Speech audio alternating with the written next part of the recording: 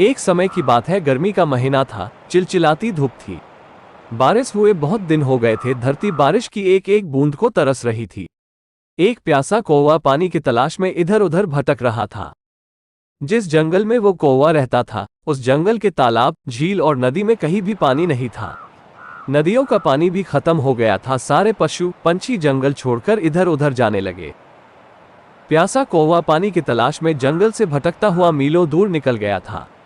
गर्मी में प्यास के मरे उसके प्राण निकल रहे थे। उसे लग रहा था उसके प्राण निकल रहे हैं। वह प्यास से पानी के मरे तड़प रहा था। उड़ते उड़ते दूर दूर तक पानी देख रहा था, लेकिन उसे कहीं पानी दिखाई नहीं दे रहा था। उसका प्यास के मरे हल बेहाल हो रहा था। उड़ते उड़ते अचानक उसे एक बगीचा दिखाई दिया और झोपड़ी के पास घड़ा रखा हुआ था। उसे देखकर वो मन ही मन बहुत खुश हुआ, लेकिन उसकी यह खुशी कुछ ही समय की थी। वो नीचे घड़े के पास उतरा और घड़े में देखा कि पानी बहुत कम है। प्यासा कौवा बेचारा घड़े के मुंह में अपना चोंच डालकर पानी पीने की कोशिश कर रहा था।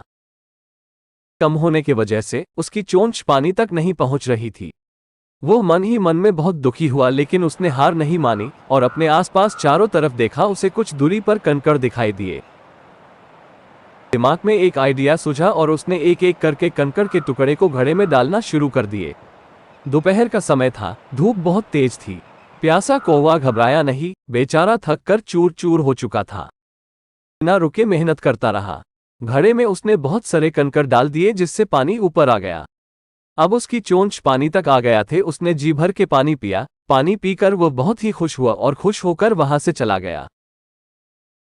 इस कहानी से हमें ये शिक्षा मिलती है कि हमें संकट के समय में कभी भी घबराना नहीं चाहिए, बल्कि मेहनत से काम करने की कोशिश करनी चाहिए, क्योंकि मेहनत का फल मीठा होता है। जैसे प्यासे कौवे ने मेहनत की और जी भरकर पानी पिया और अपनी प्यास को बुझाया।